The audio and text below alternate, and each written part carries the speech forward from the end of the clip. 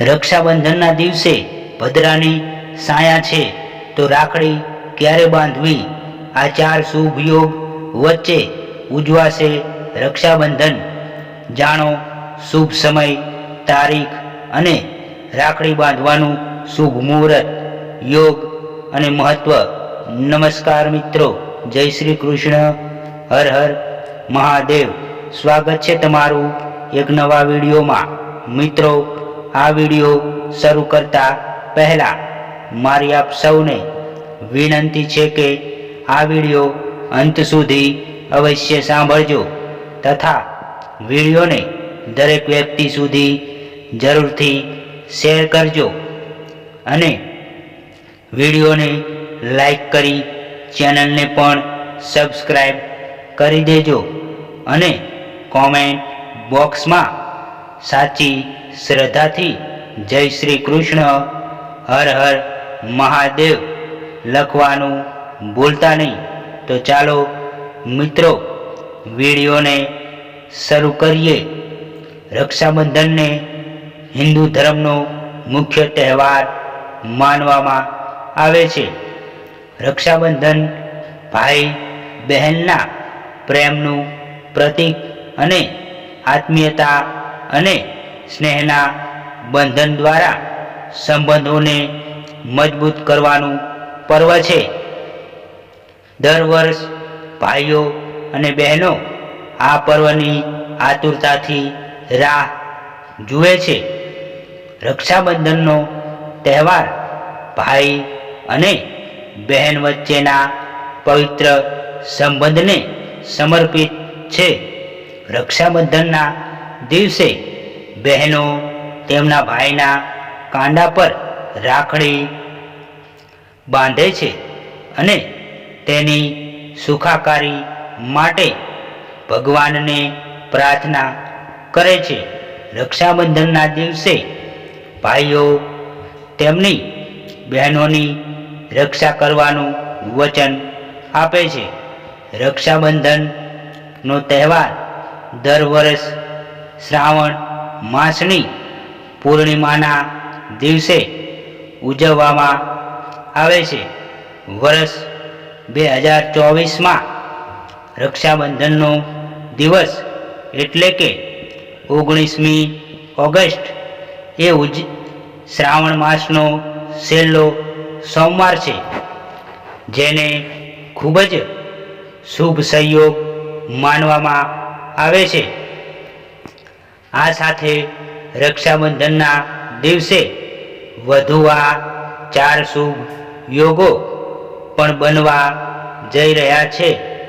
આવી સ્થિતિમાં આ અહેવાલમાં આપણે જાણીશું કે રક્ષાબંધન પર શું શુભ ફળ મળે છે અને આ દિવસે કયા સમયે રાખડી બાંધવી શુભ રહેશે. આ શુભ યોગોમાં ઉજવાશે રક્ષાબંધનનો તહેવાર. રક્ષાબંધનના દિવસે સર્વાંગી સિદ્ધિ, કીર્તિ, સૌભાગ્ય અને સૌંદર્યનો યોગ રહેશે. સ્વાર્થ સિદ્ધિ યોગ દરેક કાર્ય માટે શુભ માનવામાં આવે છે. આ યોગમાં કરેલા કાર્ય સફળ થાય છે. શોભન યોગમાં કોઈ પણ કાર્યની શરૂઆત કરવી ખૂબ જ શુભ હોય છે. રવિ યોગ સમૃદ્ધિ અને સુખ આપનારો માનવામાં આવે છે. સૌભાગ્ય યોગના નામ પરથી સ્પષ્ટ થાય છે કે તેનું અસ્તિત્વ શુભ છે. સૌભાગ્ય યોગમાં શુભ કાર્ય કરવાથી જીવનમાં નવી તકો મળે છે અને સફળતા મળે છે. આ બધા શુભ યોગોમાં જો બહેનો પૂજા કર્યા પછી પોતાના ભાઈના કાંડા પર રાખડી બાંધે તો બંનેના જીવનમાં સુખ સમૃદ્ધિ આવી શકે છે. રાખડી ક્યારે બાંધવી? વર્ષ 2024માં રક્ષાબંધનના દિવસે ભદ્રાની સાયા છે.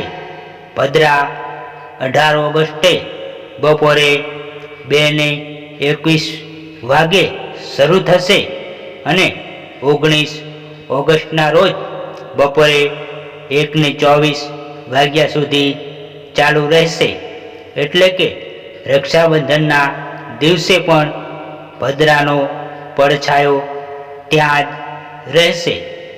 જો કે આ ભદ્રા પાતાળ લોકની હશે, તેથી જો કોઈ સવારે પણ રાખડી બાંધવા માંગે છે તો નિષ્ણાંતોના મતે તે ખોટું નથી. જો આપણે ભદ્ર કાળ પર નજર કરીએ તો 19 ઓગસ્ટના રોજ રાખડી બાંધવાનો શુભ સમય બપોરે 1:30 થી 4:02 સુધીનો રહેશે. આ પછી બહેનો પણ સાંજે 6:40 થી લગભગ 9 વાગ્યા સુધી ભાઈઓના કાંડા પર રાખડી બાંધી શકે છે.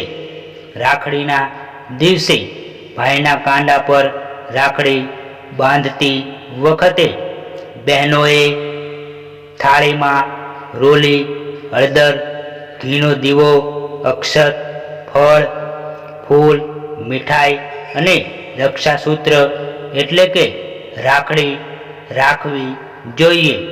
આ સાથે એવું માનવામાં આવે છે કે રાખડી થાળી જેટલી વધુ સજાવવામાં આવે છે, ભાઈ બહેનનો સંબંધ એટલો જ મજબૂત હોય છે. મિત્રો, આ વિડીયોને લાઈક, શેર કરજો અને કોમેન્ટ બોક્સમાં સાચી શ્રદ્ધાથી જય શ્રી કૃષ્ણ, હર હર મહાદેવ લખવાનું ભૂલતા નહીં, જેથી ભગવાન શ્રી કૃષ્ણ અને મહાદેવની કૃપા આપણા સૌ પર નિરંતર બની રહે. અને મિત્રો, તમે હજુ સુધી અમારી ચેનલને સબસ્ક્રાઈબ ના કરી હોય તો તિલક ગુજરાતી સ્ટોરી ચેનલને સબસ્ક્રાઈબ કરજો. જય શ્રી કૃષ્ણ, હર હર મહાદેવ.